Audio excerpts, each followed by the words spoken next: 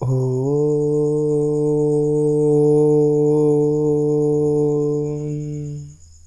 गुरुर्ब्रह्मा गुरुर्विष्णुः गुरुर्देवो महेश्वरः गुरुर्साक्षात् परब्रह्म तस्मै श्रीगुरुवे नमः। अखण्डमण्डलाकारं व्याप्तं येन चराचरं तत्पदं दर्शितं येन तस्मै श्रीगुरुवे नमः। सरस्वती नमस्तुभ्यं वरदे कामरूपिणी विद्यारम्भं करिष्यामि सिद्धिर्भवतु मे सदा। शांति शांति शांति। नमः सर्वेभ्यः। आप सभी बच्चों का एक बार पुनः स्वागत है आज के संस्कृत क्रैश कोर्स की दूसरी वीडियो में। आज से हम संधि इस टॉपिक को कंप्लीट करेंगे। आज की इस पूरी कक्षा के अंदर 1 घंटे की कक्षा होने वाली है, जिसके अंदर हम एग्ज़ाम पॉइंट ऑफ व्यू से और उन बच्चों के लिए जिसको बिल्कुल भी संधि नहीं आती है, तो आप धैर्य से अगर पूरी वीडियो को देखते हैं तो आपको संधि से संबंधित सभी जानकारी प्राप्त होगी और आप अपने एग्ज़ाम में संधि से संबंधित जितने भी क्वेश्चंस हैं उनको बिल्कुल सही कर आएंगे। ठीक है, तो अगर आपकी नॉलेज ज़ीरो है संधि के बारे में तो ये वीडियो आपके लिए ही है, और अगर आपको थोड़ी बहुत नॉलेज है तो भी आप इसको वीडियो को पूरा देखेंगे तो आपके एग्ज़ाम के लिए टॉपिक कंप्लीट हो जाएगा। आने वाले 1 घंटे में आपका ये कंप्लीट हो जाएगा टॉपिक। ठीक है, तो सबसे पहली बात तो आपको करना क्या है कि हेडफोन लगाना है, फ़ोन को अच्छे तरीके से व्यवस्थित रूप से रखना है और एक शांत भरी जगह पे बैठकर वीडियो को देखना है, जिससे कि क्या होगा, ये टॉपिक आपको बहुत अच्छी तरह से समझ में आएगा। आइए ज़्यादा समय ना गवाते हुए प्रारंभ करते हैं आज की इस कक्षा को। आज की कक्षा का मुख्य बिंदु है संधि, जिसे अंग्रेजी में जॉइनिंग कहते हैं। मुख्यतः हमारे सिलेबस के अंदर संधि से संबंधित 2 टॉपिक हैं, व्यंजन संधि और विसर्ग संधि। व्यंजन संधि में शुत्व संधि, ष्टुत्व संधि, जषत्व संधि, चतुर्व संधि और अनुस्वारः ये रखी गई हैं। विसर्ग संधि में विसर्गस्य लोपः, उत्व संधि, रुत्व संधि और सत्व संधि, ये 4 संधियाँ रखी गई हैं। मतलब क्लास 10th की NCERT में हमें व्यंजन संधि और विसर्ग संधि को ही पढ़ना है और उनमें भी ये पढ़ना है। स्वर संधि इस बार आपके नहीं रखी गई है। तो ये जानने के बाद अब हम सबसे पहले जो शब्द है संधि, इसकी उत्पत्ति और इसके अर्थ पर चर्चा करते हैं। ओरिजिन एंड मीनिंग ऑफ संधि, अर्थात ये जो संधि शब्द है इसकी उत्पत्ति कैसे हुई। तो आपको मैंने कल भी बताया था, क्लास 1 में भी, संस्कृत का कोई भी शब्द हो उसकी उत्पत्ति के जो स्रोत है या सोर्स हैं वो 3 ही हैं। पहला उपसर्ग, दूसरा धातु और तीसरा प्रत्यय। तो उपसर्ग, धातु और प्रत्यय से मिलकर एक शब्द बनता है। तो हमारे जो संधि शब्द है वह भी उपसर्ग, धातु और प्रत्यय से मिलकर बना है। संधि शब्द में उपसर्ग लगती है सम, धातु लगती है धा और प्रत्यय इसमें लगता है की। तो सम प्लस धा प्लस की, इन तीनों को जोड़ने पर बनता है संधि शब्द। अगर हम ध्यान से देखें कि इसका मीनिंग क्या होता है तो आप देख सकते हैं कि संधि शब्द का अर्थ है मेल या जोड़। मतलब 2 चीज़ों को जोड़ना या उनका मेल कराना ही संधि कहलाता है। संधि का शाब्दिक अर्थ क्या है? मेल कराना, यानी जोड़ना। किन को जोड़ेंगे, सबसे बड़ी बात आती है। तो महर्षि पाणिनि के अनुसार भी एक परिभाषा दी गई है, संधि का अर्थ दिया गया है। कल मैंने बताया था आपको कि महर्षि पाणिनि कौन थे। संस्कृत व्याकरण जिसने लिखी, यानी संस्कृत व्याकरण के जो रचयिता है, भगवान है, वो महर्षि पाणिनि है। तो महर्षि पाणिनि संधि के विषय में क्या कहते हैं? वह कहते हैं परः सन्निकर्षः संहिता, अर्थात वर्णों के अत्यधिक निकटता को संहिता कहते हैं। जो प्रश्न ऊपर उठा था, किसका मेल करें? संधि का मतलब होता है मेल करना या जोड़ना, और जुड़ती या मेल दो चीज़ों का होता है। तो संधि में हम मेल करेंगे वर्णों का। वर्ण अर्थात लेटर्स। दो लेटर्स जब आमने सामने होते हैं तो वो जुड़ जाते हैं, और जुड़कर वो कुछ नया बनाते हैं। उसी को जो वो नया प्रोडक्ट बनता है उसी को हम संधि कहते हैं। मतलब दोनों मिले और मिलकर एक नया प्रोडक्ट बना।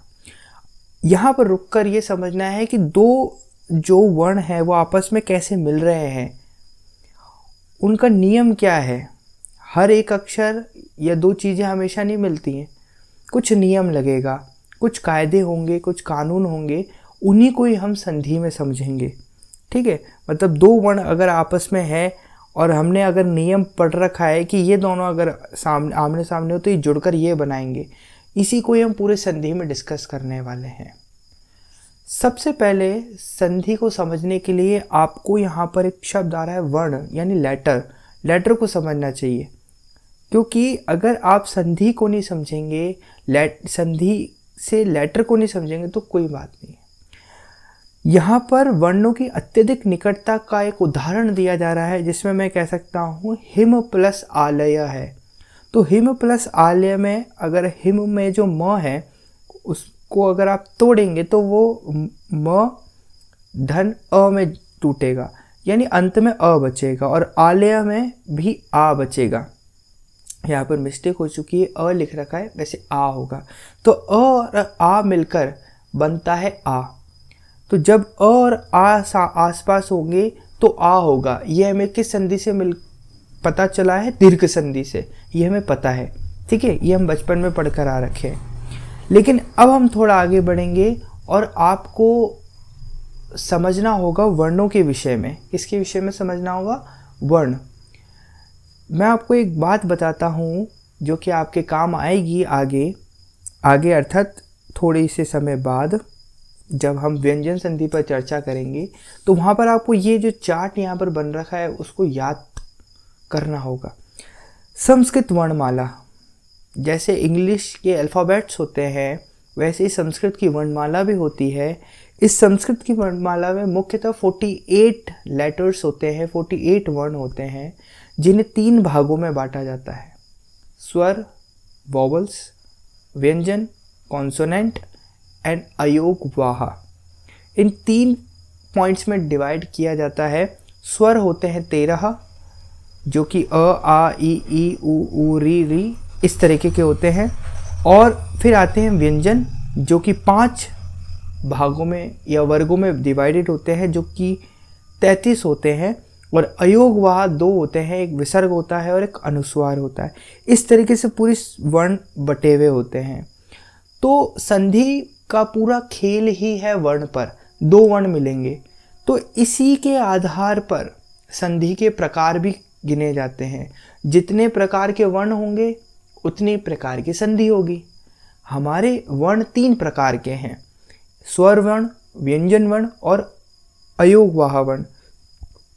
तो जो हमारी संधि के प्रकार है, यानी काइंड ऑफ संधि है, वो भी 3 प्रकार की है। पहला स्वर संधि यानी वॉवल ज्वाइनिंग, जिसमें 2 वॉवल जुड़ेंगे। दूसरा है व्यंजन संधि, जिसमें 2 कॉन्सोनेंट जुड़ेंगे। और तीसरा है विसर्ग संधि, जिसमें अयोगवाह, जिसको हमने वहाँ पढ़ा, अयोगवाह के 2 भाग थे, एक तो विसर्ग था और दूसरा क्या था? अनुस्वार था। तो यहाँ पर विसर्ग संधि में हम विसर्ग को पढ़ेंगे। अनुस्वार का भाग किस में आ जाएगा? व्यंजन संधि में। आप देख सकते हैं नीचे की साइड में। तो इस तरीके से हम करेंगे बातों को। स्वर संधि में केवल और केवल स्वरों का मेल हो रहा था। अ मिलकर क्या बनता है, ई मिलकर क्या बनता है, उ मिलकर क्या बनता है। सारी कहानी किस पर टिकी हुई थी? स्वर पर। लेकिन अब हम शुरू करने वाले हैं व्यंजन संधि और विसर्ग संधि। तो सबसे पहले हम स्टार्ट करेंगे व्यंजन संधि। व्यंजन संधि में हमें क्या पढ़ना है, मैंने आपको पहले भी बताया। शुत्व, ष्टुत्व, जशत्व, चतर्व और अनुस्वारः। यहाँ पर विसर्ग में विसर्गस्य लोपः, उत्व, रुत्व और सत्व, ये पढ़ना है। आज की पूरी वीडियो में मैं आपको ये सारे पॉइंट्स क्लियर कर दूंगा। एग्ज़ाम में एक भी क्वेश्चन इससे बाहर नहीं जाएगा, इतनी मैं आपको गारंटी दे सकता हूँ। तो अब आइए शुरुआत करते हैं व्यंजन संधि से। लेकिन उससे पहले किस तरीके के क्वेश्चन आते हैं थोड़ा सा इस पर बात कर लेते हैं कि परीक्षा प्रश्नों के प्रकार, काइंड ऑफ एग्जाम क्वेश्चंस, किस तरीके के इस संधि टॉपिक से कैसे सवाल आते हैं बोर्ड एग्जाम में। पहला टाइप होता है इसका संधि विच्छेद, अर्थात संधि विच्छेद दे देगा और उसको बोल देगा इसको जोड़ के लिखो। जैसे हिम प्लस आल्य दे दिया और बोल दिया इसको जोड़ के लिखो, हिमालय आपको जोड़ना होगा, ऑप्शन दे देगा। संधि संयोजन से संधि विच्छेद करना, यानी कि जुड़ावा होगा, जैसे हिमालय पूरा दे दिया फिर उसको तोड़ना होगा आपको हिम प्लस आल्य में, इस प्रकार से दे देगा। फिर तीसरा होता है संधि संयोजन दे दिया और अब बोल दिया कि इसमें कौन सी संधि लगी है, ये शब्द किस संधि से मिलकर बना है, तो आप बता देंगे हिमालय जो शब्द है वो दीर्घ संधि से मिलकर बना है, क्योंकि जब आप इसका जवाब तब दे पाएंगे जब आपको नियम पता होंगे। ठीक है, तो 3 प्रकार के प्रश्न पूछता है और ज़्यादा से ज़्यादा इसमें मल्टीपल चॉइस क्वेश्चन के अंडर ही आपके ये क्वेश्चन आते हैं। तो अब इतनी बात करने के बाद शुरुआत करते हैं व्यंजन संधि की, जो कि हमारा सबसे पहला टॉपिक है संधि के अंतर्गत। अभी तक हमने संधि शब्द का अर्थ समझ लिया है, संधि के प्रकार समझ लिए है, संस्कृत वर्णमाला पर चर्चा कर ली है और परीक्षा में कैसे सवाल आते हैं ये सब कर लिया है। तो इन बातों को ध्यान रखेंगे और अब बिल्कुल अपना पूरा ध्यान रखेंगे टॉपिक पर, व्यंजन संधि। व्यंजन संधि कर रहे हैं जिसमें व्यंजन जो शब्द है कॉन्सोनेंट, ये आपको पता होना चाहिए। तो थोड़ा सा अपना पूरा ध्यान सबसे पहले व्यंजनों पर लगाइए, क्योंकि पूरा खेल ही यही है। व्यंजन संधि में हम किससे खेल रहे होंगे, व्यंजनों से खेल रहे होंगे, कॉन्सोनेंट से खेल रहे होंगे। तो सबसे पहले आपको सारे कॉन्सोनेंट याद होने चाहिए, यानी 33 के 33 कॉन्सोनेंट आपको याद होने चाहिए। 33 कॉन्सोनेंट यानी 33 व्यंजनों को याद करने के लिए ये जो पूरी टेबल है इसको बहुत अच्छी तरह से आप देखिए। 5 वर्ग हैं यहाँ पर, क वर्ग, च वर्ग, ट वर्ग, त वर्ग और प वर्ग। ठीक है, ये 5 वर्ग हैं। इनको आप क च ट त प, क च ट त प इससे याद कर सकते हैं। क वर्ग में क, ख, ग, घ, इंग, अंग। क च से च, छ, ज, झ, इय।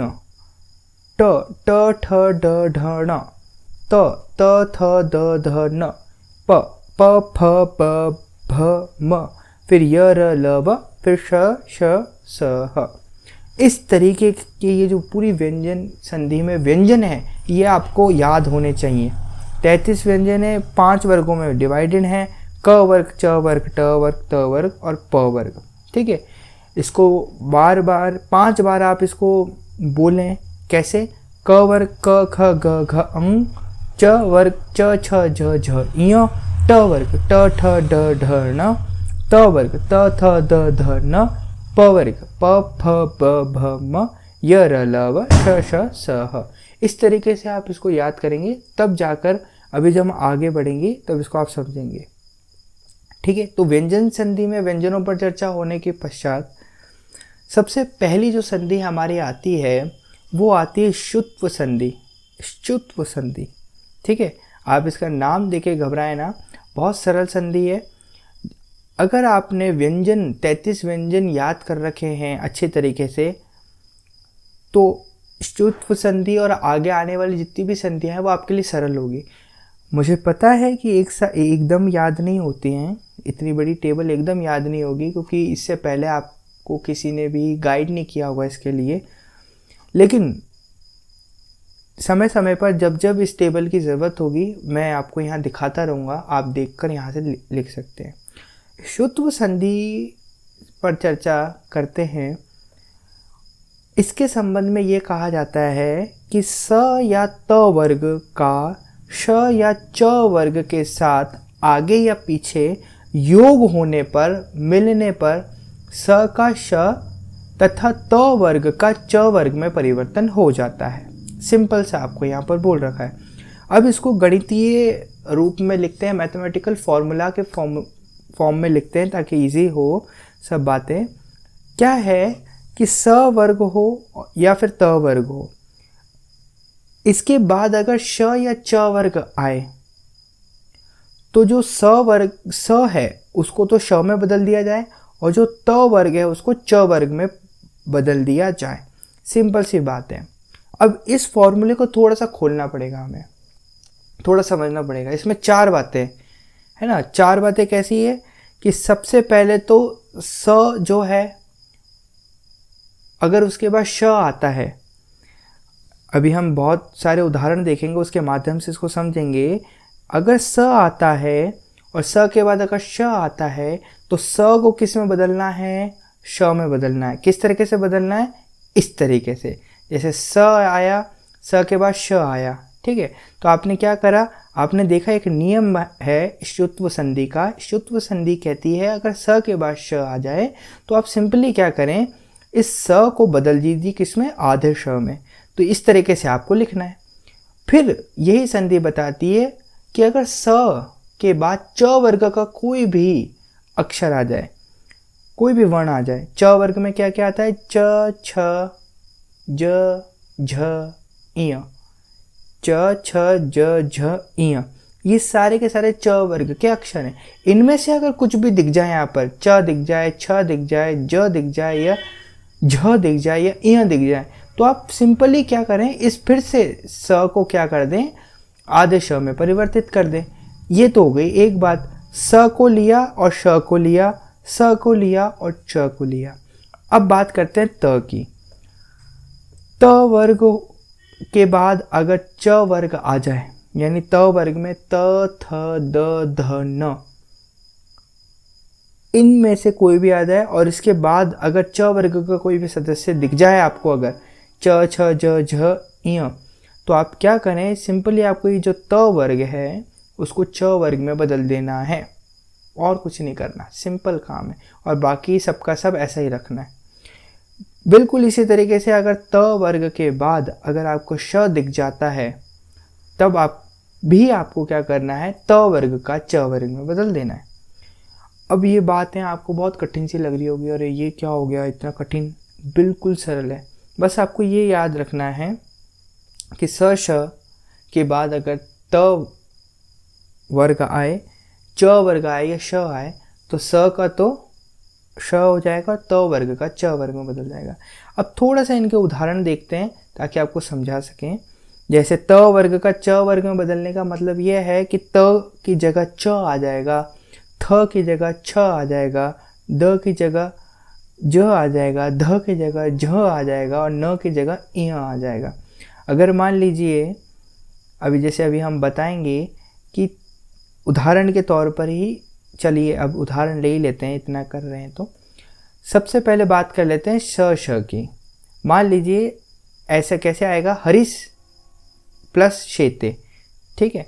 तो इसमें अगर आप देखेंगे स आ रहा है यहाँ पर और यहाँ पर आएगा श, तो बन गई स्थिति। दिख रहा है कि स के आगे श है, तो जब भी स के आगे श हो तो हम जानते हैं शुत्व संधि का नियम लगेगा, ये जो स है वो किस में परिवर्तित हो जाएगा, श में। तो ये बन जाएगा हरिष्येते। क्या बन जाएगा, हरिष्येते। स का क्या बन गया, श, आधा श, तो ह का ह आ गया, री का री आ गया, आधा स का बन गया आधा श, और शेते के शेते आ गए।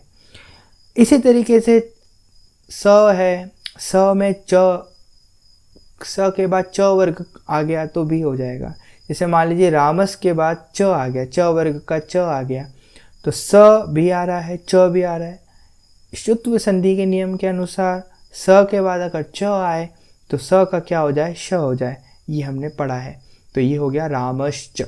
और ये जितने भी उदाहरण मैं आपके साथ डिस्कस करूँगा, ये सारे के सारे उदाहरण किस में आए हुए हैं, प्रीवियस ईयर क्वेश्चन पेपर में आए हुए हैं और आगे भी आएंगे।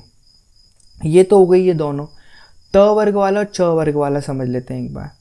मान लीजिए इसके और भी उदाहरण देख लीजिए, जैसे बालकस प्लस शेते, तो यहाँ पर स और श है, तो जब भी स और श आएगा तो स जो है वो श में बदल जाएगा, तो बालकस शेते।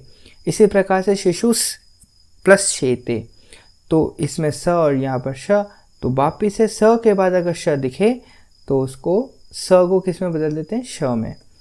इसी तरीके से ये वाला जो आपको खुद करना है आप खुद करेंगे।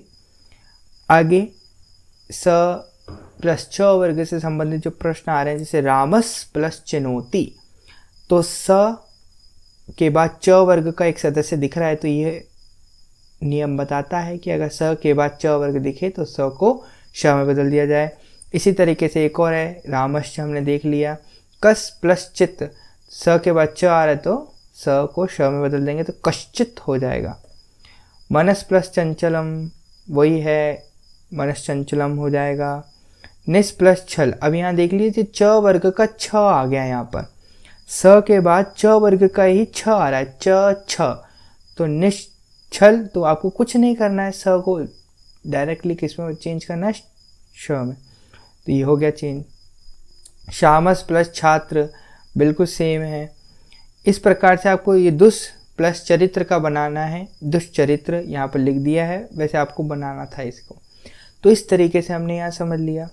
अब आगे आ जाइए, जैसे त वर्ग वाले को समझ लेते हैं। त वर्ग के बाद अगर श आ जाए तो आपको ये त वर्ग को किस में कन्वर्ट कर देना है, च वर्ग में। सिंपल ये फॉर्मूला आपको लिख लेना है, नोट्स बना लेने। जैसे भगवत प्लस शक्ति, इसका एक ही उदाहरण मिला मेरे को पूरे इसके अंदर, मतलब बुक में मैंने एनालाइज किया। तो जैसे त वर्ग के बाद अगर जैसे त यहाँ आ रहा है, इसके बाद श दिखे तो क्या करना है, त को च में बदल देना है। आपको बताया था मैंने, जैसे त वर्ग के बाद अगर श दिखे तो त वर्ग को च वर्ग में बदल दिया जाए, यानी त को सिंपली आपको च में बदलना है। यहाँ त दिख रहा है, इसको च में बदल देंगे तो भगवत शक्ति ही आ गया। इसी तरीके से दूसरा आ रहा है, त वर्ग के बाद अगर च वर्ग दिखे तो क्या करते हैं, जैसे त के बाद यहाँ च आ गया तो क्या करना है, त को च वर्ग में बदल देना है, यानी त का हो जाएगा च, इस वाले नियम से, ठीक है। तो सच्चिद हो गया। एक आता है सत प्लस छात्र, च वर्ग का एक अलग उदाहरण छ आ गया तो सच्छात्र हो गया। उत प्लस ज्वलह, तो यहाँ है द। अब देखिए त वर्ग का एक अन्य सदस्य आ रहा है द, त थ द, तीसरे नंबर का, ठीक है। तो यहाँ त वर्ग आ गया। इसके बाद देखिए ज आ रहा है, आ रहा है, तो ज का बन जाएगा क्या, ज है च वर्ग का, च छ ज, तीसरा वर्ण। तो ये दिखते ही मेरे को पता चल गया कि यहाँ त वर्ग है, यहाँ च वर्ग है। तो जैसे ये आएगा तो त वर्ग को हमें बदलना है किसके अंदर, च वर्ग के अंदर। तो आप देखिए यहाँ पर द के आगे क्या लिखा है, ज, तो आप लिख देंगे यहाँ ज, तो उज्ज्वलः, इस तरीके से हो जाएगा। सिंपली आपको समझना है, ये वाला आप खुद करेंगे, ठीक है, और मुझे बताएंगे कि आपको कितना समझ में आया। तो इस तरीके से पूरी की पूरी जो श्रुत्व संधि है वो कंप्लीट होती है। बस श्रुत्व संधि में यही है, एक फॉर्मूला याद करना है ये वाला, इसी को खोल के मैंने यहाँ लिख रखा है, त वर्ग को च वर्ग में बदलना है, इतनी ही बात है, बस कंप्लीट हो जाता है यहाँ पर श्रुत्व संधि। इसके बाद अगर आपको नहीं समझ में आया है कोई दिक्कत नहीं है, एक बारी में कोई किसी को समझ में नहीं आता, ठीक है। क्या करना है, रिपीट करना है, वापिस से आप देखेंगे, नियमों को समझेंगे तो आ जाएगा। अब बढ़ते हैं आगे। दूसरा है ष्टुत्व संधि। ष्टुत्व संधि क्या है, इसका क्या खेल है कि यदि स या त वर्ग का श या ट वर्ग के साथ आगे या पीछे दोनों कुछ भी हो सकता है योग हो तो स को तो किस में बदल दो, श, और त वर्ग के स्थान पर ट वर्ग हो जाता है। फॉर एग्जाम्पल इसको अगर गणितीय रूप में समझें, ट्रिक के माध्यम से समझें, तो स या त वर्ग के बाद अगर श या ट वर्ग दिखे आपको तो सिंपली क्या कर देना है, स को तो श में बदल दो और त वर्ग को ट वर्ग में बदल दो। वहाँ पर च वर्ग था और श था और यहाँ पर आ गया श और ट वर्ग। इसको भी खोलो, 4 चीज़ें आएंगी, वही सेम है, वो उसमें भी 4 है, इसमें भी 4 आएंगी। फॉर एग्जांपल जैसे स के बाद अगर श दिखता है आपको, हम तोड़ेंगे या टूटा हुआ आपको मिला, संधि विच्छेद मिला, तो वहाँ पर अगर स प्लस श दिखे तो आप सिंपली क्या करेंगे, जो श है उस जो स है, स प्लस श है ये दिखे, तो जो स है उसको श में बदल देंगे, स को बदल देंगे आप श के अंदर। इसी तरीके से स के बाद अगर आपको ट वर्ग दिखे तो स को भी आपको किस में बदल देना है, श से षटकोण वाले के अंदर, ठीक है। तीसरी बात, त वर्ग दिखे और उसके बाद ट वर्ग दिखे, त वर्ग के बाद अगर च वर्ग दिखे तो ष्टुत्व संधि हो जाती है, लेकिन त वर्ग के बाद अगर ट वर्ग दिखे तो ष्टुत्व होती है। कौन सी संधि होती है? ष्टुत्व संधि होती है। ये पूछते हैं हर बार। तो आपको क्या करना है, सिंपली त वर्ग को ट वर्ग में बदल देना है। मतलब त वर्ग में कौन कौन से आते हैं, त थ द ध न, और ट वर्ग में कौन कौन से आते हैं, ट ठ ड ढ ण। तो त बदलेगा ट में, थ बदलेगा ठ में, द ड द ढ न और ण में बदलेगा। इस तरीके से बदलेंगे। कब बदलेंगे? जब त वर्ग के बाद ट वर्ग आए। और एक और स्थिति आ गई कि त वर्ग के बाद अगर श दिखे तब भी त वर्ग को ट वर्ग में बदल दिया जाता है। अब एक एक करके इनके एग्जाम्पल देख लेते हैं सभी के। रामस प्लस षष्टः आ रहा है तो स के बाद अगर श आए तो हमने पढ़ा है कि स को श से षटकोण में बदल दी थी, तो रामषष्टः इस तरीके से बन जाएगा। बालस प्लस षष्टः है तो स के बाद श आ रहा है तो सिंपली आप क्या करें, बालषष्टः। और आपको इनके रूप भी याद रखने हैं। मान लो ये ना देकर आपको अगर ये दे दिया रामषष्टः, तो इसको तोड़ना भी आना चाहिए आपको। तोड़ना कब आएगा? जब ये नियम आपको याद होंगे। सिंपली आपको ये देखना है कि रामषष्टः, अच्छा ठीक है, तो इसको तोड़ के लिखो। तो श के बाद आधा श और श दिखेगा, तो आधा श और श दिखे तो सोच लेना कि वहाँ पर कहीं ना कहीं ष्टुत्व संधि होगी। लेकिन ये काम कब होंगे? जब आप उसको डीपली थोड़ा सा पढ़ेंगे, लिखेंगे, तब समझ में आएगा ये, ठीक है। सारे नियम आपके सामने हैं, कठिनाई नहीं होनी चाहिए। उदाहरण मैं आपको दे दूंगा, वर्कशीट भी मैं आपको दे दूंगा, उसकी टेंशन मत लीजिए। बस मेहनत कीजिए, समझिए ध्यान से। मान लीजिए स वर्ग के बाद ट वर्ग है, जैसे रामस प्लस टीकते, तो स के बाद ट दिख गया। तो स के बाद अगर ट दिखे तो ष्टुत्व संधि के नियम से क्या होता है कि ये जो स है उसको श में बदल दिया जाए। तो बदल दिया हमने, तो भाई रामष्टीकते, ठीक है। इसी तरीके से रामस प्लस टीकते, ये रिपीट हो गया यहाँ पर। ये वाला आप खुद करेंगे, बालस प्लस टीकते, ठीक है। ये वाला आप खुद करेंगे। त वर्ग के बाद अगर ट वर्ग दिखे तो त वर्ग को ट वर्ग में बदल दिया जाता है, ष्टुत्व संधि का नियम है। जैसे कि तत् प्लस टीका है तो तत् टीका हो गया। त के बाद त आ रहा है तो त को बदल दो किसमें, ट वर्ग में। तो त को ट वर्ग में बदलने के लिए क्या है, तो त को तो बदल देते हैं ट में। इस तरीके से ट आ गया। महत् प्लस ठालम है तो महत् ठालम में द है, तो यहाँ पर त वर्ग के बाद ठ आ गया, त वर्ग के बाद ठ आ गया। तो ठ आता है ट वर्ग का, तो त को बदल दो किसके अंदर, ट वर्ग में। तो त को बदलेंगे ट में। लेकिन यहाँ पर तो ड आ रहा है, आप बोलेंगे त को तो किस में बदलना चाहिए था, ट में बदलना चाहिए था, और यहाँ पर तो ड आ रहा है। ये इसलिए आ रहा है बेटा क्योंकि महत् जो त है इसको महत् भी बोलते हैं हम। क्या बोलते हैं? महत् भी बोलते हैं। इसलिए जो रूप है महत् लिखा हुआ है तो आपको ट करना है, और अगर महद लिखा है तो ये यहाँ पर इसने चेंज कर दिया है, त द दोनों हो सकता है। द हुआ है इसलिए ड, यहाँ पर इसने चेंज क्या कर दिया, द मान के कर दिया। तो ये भी सही है, इसमें कोई दिक्कत नहीं, कर सकते हैं। अगर ऑप्शन में आपको दिखे तो आप ड के साथ भी जा सकते हैं। अगर ट वाला ना हो तो ट वाला हो तो उसी को ही करना, क्योंकि ये सही होगा। फिर आता है ये वाला प्रश्न जो कि आप खुद करेंगे, जो कि मैंने अभी आपको समझाया। त के अलावा अगर द भी आए तो इस नियम से आप इसको करेंगे। मान लीजिए अगर त वर्ग के बाद श दिखे आपको, जैसे ये वाला है, तो इसमें उल्टा सीधा भी हो सकता है। ऐसे नहीं कि पहली पोजीशन पे त ही आएगा और दूसरे पोजीशन में हमेशा श आएगा, उल्टा भी हो सकता है। जैसे ये वाला है, जैसे आगे पीछे अभी हमने पॉइंट में पढ़ा था ना, इस तरीके से। तो कृष्ण, तो श आगे आ गया और त वर्ग का न जो है वो पीछे आ गया। तो त वर्ग को ही बदलना है आपको। किसको बदलना है? त वर्ग को ट वर्ग। तो न का क्या हो जाएगा? न का हो जाएगा अण। तो कृष्ण इस तरीके से बन गया। ध्यान से देखिए इसको। इसी तरीके से आकर्ष प्लस तह है, तो त वर्ग को किस में बदलेंगे? त को ट में, तो आकृष्ट इस तरीके से हो जाएगा। ये वाला आप खुद करके देखेंगे, तुष प्लस तह, ये वाला आप खुद करेंगे। आगे बढ़ते हैं और ष्टुत्व संधि को देख लीजिए, इसका स्क्रीनशॉट ले लीजिए। यही नियम और कायदे आपको लगाने हैं और कंप्लीट हो जाती है ष्टुत्व संधि। अब आती है जशत्व संधि। जशत्व संधि क्या है? अभी जो ब्रैकेट में जितने भी दे रखे हैं सूत्र होते हैं, इस सूत्र को थोड़ा सा हम अभी नहीं समझते।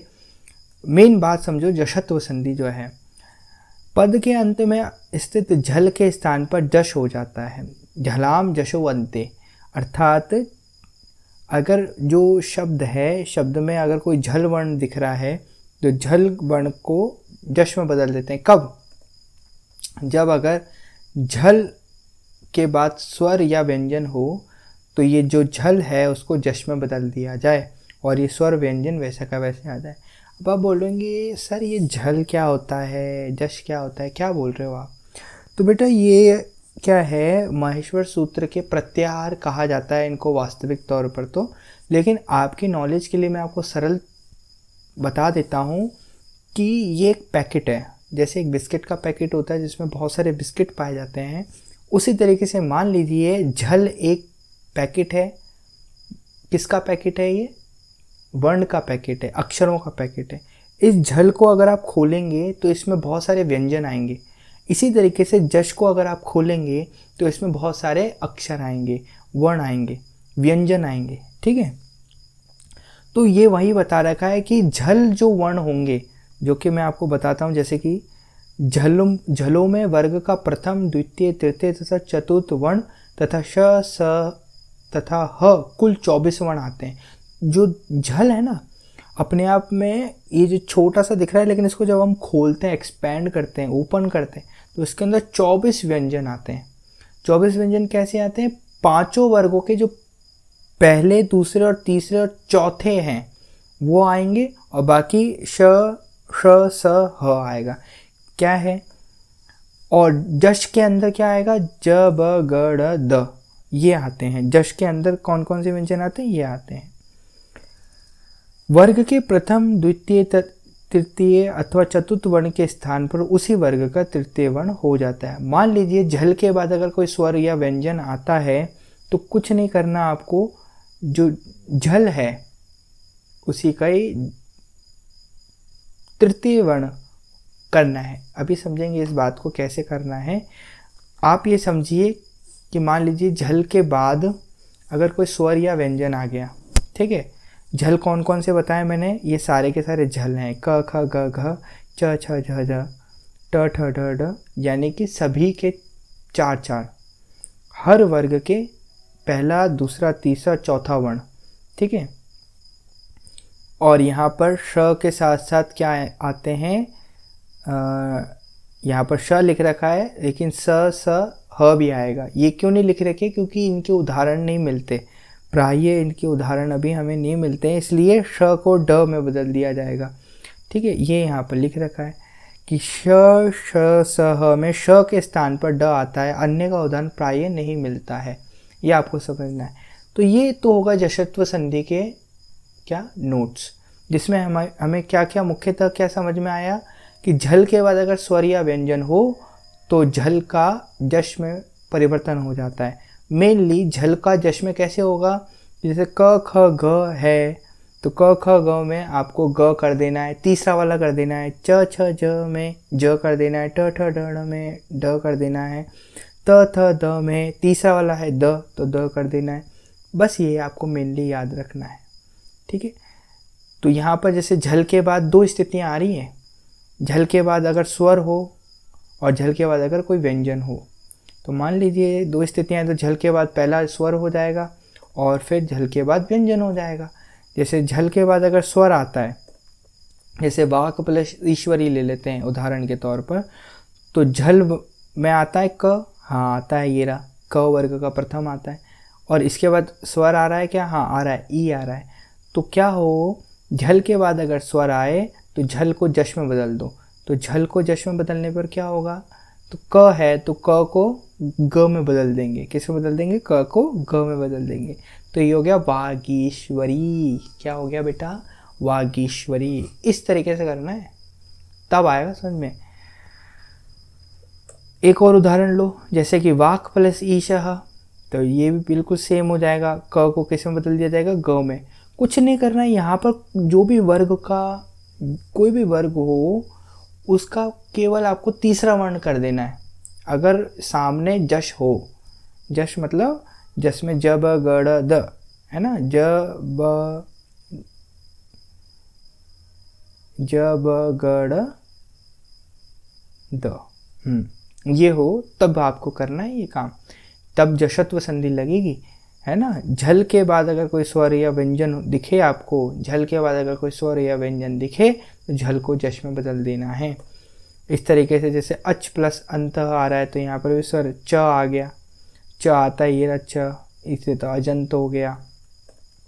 षट प्लस अंग है तो ट आ गया, तो ट को बदल देंगे आप, ड क्या था तो षडंग हो गया। इस तरीके से सत प्लस आशय है तो सदाशय हो गया, क्योंकि त को हम बदलेंगे, त वर्ग का तीसरा वाला क्या है, द है ना, इस तरीके से बदल देंगे जश के अंदर। क्यों बदला, क्योंकि त एक झल वर्ण है और झल के बाद आ रहा है स्वर, और जशत्व संधि का नियम बताता है कि झल के बाद अगर स्वर आए तो वहाँ पर हम झल को जश में बदल देते हैं। और झल को जश में बदलने का मतलब क्या है, झल ये रे और उसको जश में हमने बदल दिया, इस तरीके से। महत् प्लस अर्थम, ये वाला आप खुद करके देखेंगे। झल व्यंजन, झल के बाद अगर व्यंजन आए तो भी झल का जश हो जाता है। उदाहरण के तौर पर ऋक् प्लस वेदः मिलकर बन जाते हैं ऋग्वेदः।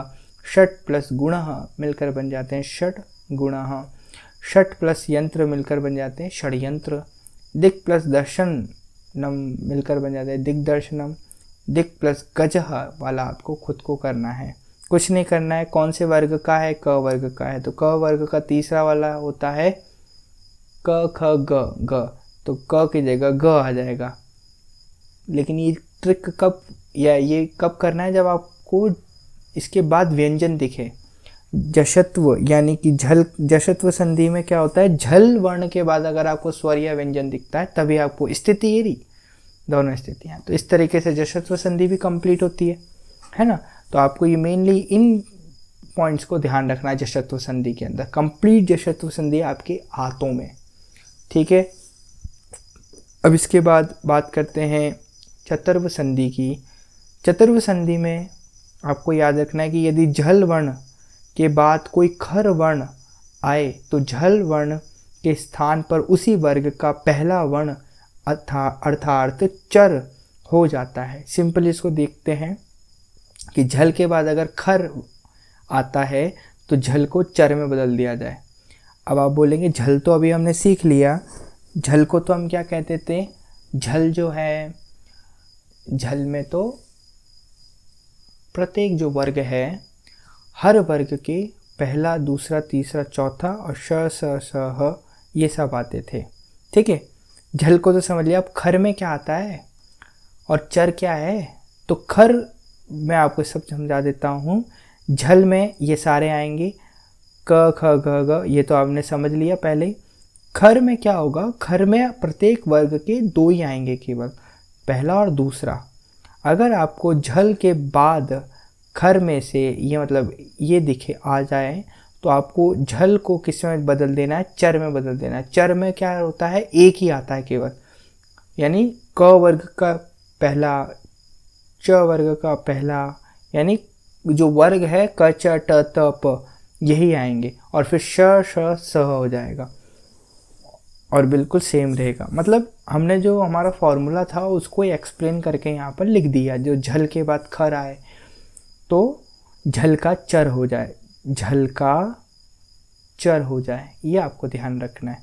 ठीक है बच्चे, अब थोड़ा सा इनके एग्जाम्पल पे चर्चा कर लेते हैं कि किस तरीके से आते हैं। जैसे मान लो सद प्लस कारह आ गया, तो अब चेक करो यहाँ जो द है क्या, झल है क्या।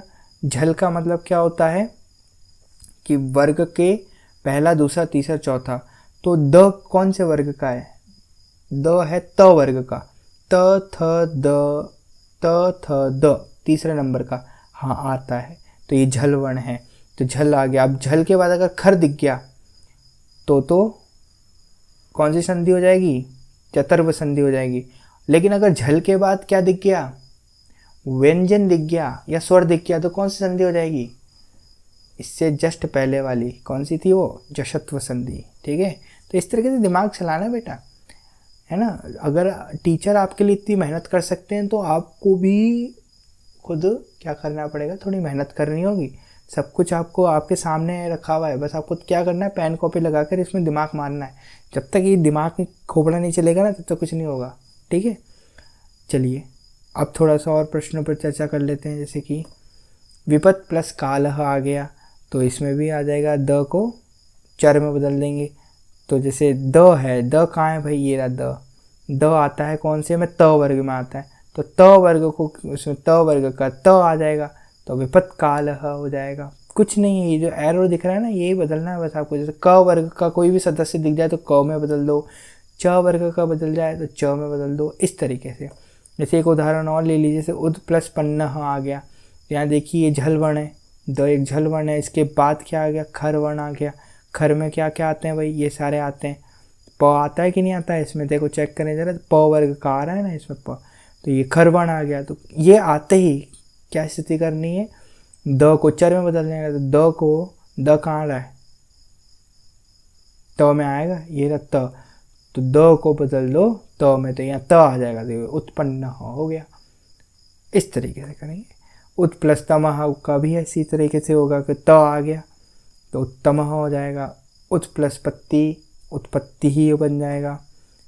अब तद प्लस पर को आपको खुद को करना है। ठीक है बच्चे, इसको करना, समझना, मुझे बताना आपको समझ में आता है कि नहीं आता है। ठीक है, इतनी मेहनत आपके लिए करते हैं तो खुद भी थोड़ा सजग रहिए। तो चतुर्व संधि में हमने पूरा किया, बस इतना ही है चतुर्व संधि में कि झल वर्ण के बाद अगर आपको खर वर्ण दिखते हैं तो झल वर्णों को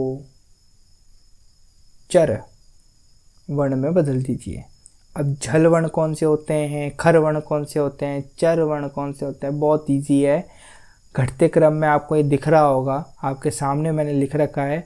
प्रत्येक वर्ग का 4 हो तो झल हो, 2 हो तो खर होगा, और 1 ही हो तो चर हो जाएगा। कोई दिक्कत नहीं है इसके अंदर, समझ में आ जाएगा। नोट्स बनाते रहिए, इसको समझते रहिए। अब व्यंजन संधि में जो लास्ट संधि है वो है अनुस्वार संधि। बहुत इजी संधि है। अनुस्वार मैंने बताया था पॉइंट वाला, है ना। जो अयोग वहाँ हमने देखे थे उसमें 2 आए थे, एक तो विसर्ग आया था और एक अनुस्वार आया। तो विसर्ग को तो विसर्ग संधि में डिस्कस करेंगे, लेकिन जो अनुस्वार है उसको हम व्यंजन संधि में डिस्कस कर लेंगे। तो क्या है अनुस्वार का फंडामेंटल, कि यदि किसी पद के अंत में म हो तथा उसके बाद कोई व्यंजन आए तो म का अनुस्वार यानी ये बिंदु हो जाता है। कैसे, मान लीजिए म आ रहा है और इसके बाद जस्ट व्यंजन आ गया कोई भी, तो इस म को बदल दो आप पॉइंट में और व्यंजन का व्यंजन लिखो। सर समझ में नहीं आया, एक उदाहरण दीजिए। तो उदाहरण लो बेटा, उदाहरण ही तो दे रहे हैं हम, पूरा खेल उदाहरण का ही है। अभ्यास करोगे, प्रैक्टिस करोगे, जितने उदाहरण करोगे उतने सारे पूरे यहाँ जम जाएगी। इतनी अच्छी तरह समझाया मैंने आपको, ठीक है। तो जैसे अहम प्लस गच्छामी है तो म आ गया है यहाँ पर, म के बाद देखो व्यंजन आ रहा है क्या, बोले आ रहा है, ग आ रहा है, तो क्या कर दो इस म का पॉइंट में बदल दो, जैसे अहम गच्छामी, इस तरीके से बदल दो। आगे बढ़ो, जैसे हरिम प्लस वंदे तो हरिम वंदे हो जाएगा, बहुत ईजी है। गृहम प्लस गच्छति, गृहम गच्छति हो गया। दुखम प्लस प्राप्नोति, दुखम प्राप्नोति। इसी तरीके से चित्रम रचयसि, इसका आप बताएंगे। ये हो गया अपना अनुस्वार संधि। कोई दिक्कत की बात नहीं ना, सिंपल सी बात है, कुछ भी नहीं है। लो ख़त्म भी हो गई व्यंजन संधि तो हमारी कंप्लीट। ठीक है, अब आ जाओ आगे, 40 मिनट ही हुए हैं अभी भी हैं। अब आ जाओ विसर्ग संधि पर, ख़त्म करते हैं इसको भी। विसर्ग संधि क्या है, सबसे पहले समझो कि विसर्ग के पश्चात, विसर्ग मतलब ये 2 डॉट को विसर्ग कहते हैं। विसर्ग के पश्चात स्वर या व्यंजन वर्ण के आने पर, चाहे स्वर हो या व्यंजन हो, दोनों में से कोई भी हो सकता है, स्वर भी हो सकता है, व्यंजन भी हो सकता है, क्योंकि विसर्ग की बात कर रहे हैं ना हम, है ना। के आने पर विसर्ग के स्थान पर होने वाले परिवर्तन को विसर्ग संधि कहते हैं। पूरा खेल विसर्ग का ही है, विसर्ग को ही बदल देंगे। कैसे होगा समझो। विसर्ग संधि कितने प्रकार की है, जिस पर हमको चर्चा भी तो करनी है। 4 हैं हमारे कोर्स के अंदर। विसर्ग से लोपः, उत्व, रुत्व, सत्व। क्या होता है ये अभी समझते हैं। जैसे सबसे पहला नंबर लगाते हैं विसर्ग लोपः का, ये विसर्ग से लोपः, दोनों बात एक ही है। विसर्ग लोपः क्या है, नियम क्या कहता है कि यदि विसर्ग से पहले अ हो, यानी कि ये विसर्ग है, इससे पहले क्या अ हो इस तरीके से, तथा बाद में अ से भिन्न स्वर हो, यानी अ को छोड़कर कोई सा भी स्वर हो, स्वर अ आ ई उ री री ली ए आई ओ औ, है ना, ये हो, तो वहाँ विसर्ग का लोप हो जाता है। लोप का मतलब क्या होता है बेटा, लोप का मतलब होता है गायब हो जाता है, छुप जाता है। क्या हो जाता है, छुप जाता है। पहले कैसे छुप जाता है, पहले इसको सूत्र के रूप में लिखो, फॉर्मूला लिखो इसका। जैसे मान लो अ ये विसर्ग है हमारा, विसर्ग के पहले अ आ जाए और विसर्ग के बाद अ से भिन्न कोई स्वर आ जाए, जैसे आ ई उ जो भी आ जाए, अ नहीं आना चाहिए, बाकी सब आ जाए, तो ये जो विसर्ग है इसको उड़ा देंगे बीच में से। क्या कर देंगे, इसको उड़ा देंगे।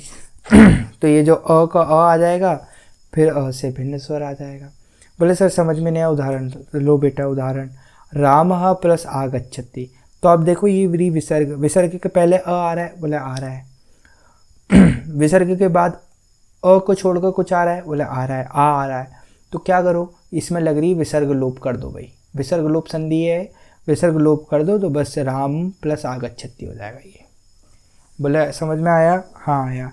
एक और उदाहरण लो भाई, अतः प्लस एव, अतः प्लस एव, विसर्ग के पहले अ आ रहा है, आ रहा है, विसर्ग के बाद अ को छोड़कर आ रहा है, आ रहा है, क्या आ रहा है, ए आ रहा है, तो कौन सी संधि हो गई, विसर्ग लोप संधि हो गई। तो लगा दो भाई विसर्ग लोप कर दो लोप, कर दिया, खुद करना, सब हम ही करके देंगे। ठीक है, अब आते हैं उत्व संधि पर चर्चा करते हैं।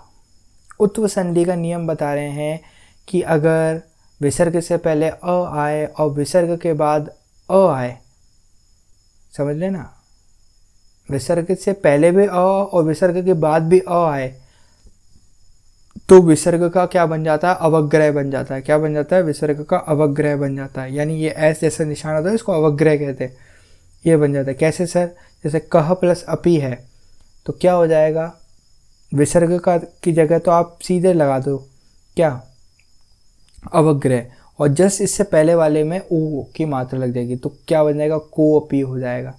नियम है बेटा बिल्कुल। दूसरा आ जाएगा सह प्लस अपी है, विसर्ग के पहले आ रहा है, आ रहा है, विसर्ग के बाद आ रहा है, आ रहा है, तो जब ऐसी स्थिति हो तो उसको कहते हैं उत्व संधि, है ना, उत्व विसर्ग संधि कहते हैं। और विसर्ग को तो अवग्रह में बदल दिया जाता है ऐसी स्थिति में, और जस्ट विसर्ग से पहले वाला जो अ है उसको ओ में बदल दिया जाता है, तो बन जाता है सो अपी। क्या बनेगा, सो अपी। इसी तरीके सह प्लस अवदत है तो सो अवदत हो गया। उत्व संधि का एक और दूसरा नियम है कि अगर विसर्ग से पहले अ आए और विसर्ग के बाद अगर कोई घोष व्यंजन आए, घोष व्यंजन क्या होता है अभी मैं आपको बताता हूँ। तो क्या हो, विसर्ग को यहाँ पर हो जाएगा अ को छोड़कर स्वर, कोई स्वर प्लस ओ प्लस घोष व्यंजन, मतलब कि घोष व्यंजन कोई भी स्वर वर्गों का तीसरा, चौथा, पांचवा वर्ण अथवा य व र ल ह होता है। कोई भी वर्ग हो उसका तीसरा और चौथा और पांचवा जो वर्ण होगा वो घोष व्यंजन कहलाते हैं, प्लस य व र ल ह, ये सारे के सारे घोष व्यंजन होते हैं। फॉर एग्जाम्पल, जैसे एग्जाम्पल के तौर पर मनः प्लस भावः आ रहा है, तो मनः प्लस भाव है, विसर्ग के पहले अ आ रहा है, आ आ रहा है विसर्ग, ये रही विसर्ग और इसके पहले अ आ रहा है। विसर्ग के बाद कोई घोष व्यंजन आ रहा है क्या? तो बोले घोष व्यंजन कौन से होते हैं? किसी भी वर्ग का तीसरा, चौथा और पांचवा। तो देखो यहाँ तो भ आ रहा है, अब चेक करो भ पहले तो किस वर्ग का है? प वर्ग का है। किस वर्ग का है? प वर्ग का। अब प वर्ग का तीसरा, चौथा और पांचवा ही ले सकते हैं हम। तो देखो प फ ब, प फ ब भ, यानी जो भ है वो कौन सा है? चौथे नंबर का है। और नियम के अनुसार घोष व्यंजन में है ये, तो हम क्या कह सकते हैं? तो ये विसर्ग का तो हम क्या कर देंगे? विसर्ग को तो हम क्या कर देंगे? ओ में बदल देंगे। तो विसर्ग को ओ में बदल तो मनोभावः हो गया। यहाँ पर विसर्ग को ओ में बदल देंगे। किस में बदल देंगे? ओ में बदल देंगे। आगे मनः प्लस योगः, तो यह भी एक घोष व्यंजन है, तो इसमें मनोयोगः हो गया। पयः प्लस द, तो पयोदः हो गया। इस तरीके से उत्व संधि हो गई। रुत्व संधि का जो नियम बताया जाता है वो है कि यदि विसर्ग से पहले अ आ को छोड़कर कोई अन्य स्वर हो तथा बाद में कोई स्वर या घोष व्यंजन हो तो विसर्ग के स्थान पर र हो जाता है। क्या हो जाता है? र हो जाता है। मतलब अ आ को छोड़कर कोई भी स्वर हो सकता है, विसर्ग से पहले अ आ को छोड़कर कोई स्वर हो, प्लस स्वर हो या घोष व्यंजन हो, तो क्या होता है? विसर्ग को र में बदल देते हैं, बाकी सब वैसा का वैसा रहता है। जैसे मुनि प्लस अयम, तो विसर्ग से पहले क्या आ रहा है? अ आ को छोड़कर, तो अ आ को छोड़ दिया तो क्या आ रहा है? छोटी ई आ रही है। और विसर्ग के बाद अ आ रहा है, यानी स्वर आ रहा है, तो क्या बदल देंगे इसको? इस तरीके से इसको तोड़ा तो क्या बन जाएगा? मुनि रयम। तो विसर्ग की जगह पर आपको तो क्या करना है? सिंपल ये जो विसर्ग है इसकी जगह र कर देता हूँ, मुनि रयम कर देना है बस, और कुछ नहीं करना। इसी तरीके से बही प्लस अंग है तो बहिरंग हो गया। आशी ही प्लस वादः, तो आशीर्वाद हो गया। देखिए आशीर्वाद शब्द ऐसे बनता है, कौन सी संधि का? रुत्व संधि का। ऐसे ही तो प्रश्न आते हैं, डायरेक्ट पूछेगा वो, तब आपको बताना है आशीर्वाद। आयुर्वेद जो शब्द है ये भी रुत्व संधि का ही है। किस प्रकार से बना आप खुद को पता लगाना है, नियम बता दिया मैंने। आगे है सत्व संधि। सत्व संधि का नियम यह है कि विसर्ग के बाद अगर स त थ हो तो क्या कर देना है? स को आपको इन सबको किस में बदल देना है? स में बदल देना है। विसर्ग के बाद स त थ हो तो इन सबको विसर्ग का को कर देना है स। विसर्ग के बाद श छ छ दिखे तो विसर्गों को बदल देना है श में, इस तरीके से। ठीक है, ये ऐसे बन जाएगा। और श ट ठ हो तो उसको आपको श में बदल देना है। फॉर एग्जाम्पल अगर माने दुहु प्लस साहसः, ये वाला देखते हैं पहले। विसर्ग के बाद अगर स आया तो स में दुस्साहस हो गया। अगर विसर्ग के बाद त आता तो इतस्तः हो जाता। विसर्ग के बाद थ आता तो दुहु प्लस थकारः मिलकर दुस्तकारः बन जाता। श छ छ में भी इसी तरीके से होगा। दुहु प्लस श आ गया, विसर्ग के बाद श आ गया तो ये दुशासन निश्चय निश्चलः। और इसी तरीके से चतुः प्लस टीका निष्ठुरः, इस तरीके से बन गया। तो बेटा कंप्लीट आपको मैंने संधि के प्रकार, स्वर, व्यंजन और विसर्ग में से व्यंजन संधि के सारे हम पर चर्चा कर ली है, विसर्ग पर चर्चा कर ली है। कुछ समझ में नहीं आया तो आप रिपीट कर सकते हैं। आपको मैं कंप्लीट एक माइंड मैप दे देता हूँ, इसका आप स्क्रीनशॉट खींच लीजिए, अपने पास रख लीजिए। कंप्लीट नियम आ गए, व्यंजन संधि विसर्ग संधि कंप्लीट इसका नियम आ गए हैं। इसमें आप देखेंगे ढंग से तो शुत्व, ष्टुत्व, जशत्व, चतुर्व, अनुस्वार व्यंजन संधि के अंतर्गत आ गए। एक एक उदाहरण दे दिया, नियम दे दिए सारे। विसर्ग संधि में विसर्ग, लोपः, उत्व, रुत्व, सत्व, चारों के चारों आ गई, नियम आ गए, एक एक उदाहरण दे दिया। तो इस तरीके से आप देख सकते हैं। तो आज हमने पूरे 1 घंटे में, 1 घंटे अभी हुआ नहीं है, 6 मिनट बाकी हैं, इसमें कंप्लीट हमने पूरी संधि टॉपिक करा और जिसमें हमने अच्छी तरीके से समझा। धैर्यवान, अगर जिसने भी वीडियो अच्छी देखी तो उसको तो पूरा समझ में आ गया होगा। अब बच्चे आपको क्या करना है, अगर आप लास्ट तक जुड़े हुए हैं तो अब नीचे वर्कशीट दे रखी होगी डिस्क्रिप्शन बॉक्स के अंदर, उसको डाउनलोड करना है और प्रैक्टिस करनी है। प्रिंट निकालवा लो और उसकी प्रैक्टिस करो अच्छे तरीके से। और फिर कुछ समझ में नहीं आता है तो कॉन्टैक्ट नंबर मैंने दे ही रखा है, नहीं तो कमेंट बॉक्स अपने पास है ही, कमेंट करके मुझसे पूछ लेना। कुछ भी अगर समझ में नहीं आता तो मैं हमेशा आपके साथ हूँ, ठीक है। तो आज की वीडियो में इतना ही रखते हैं, आगे आने वाली वीडियो में एक नए टॉपिक के साथ मिलेंगे। आज के लिए इतना ही, धन्यवाद।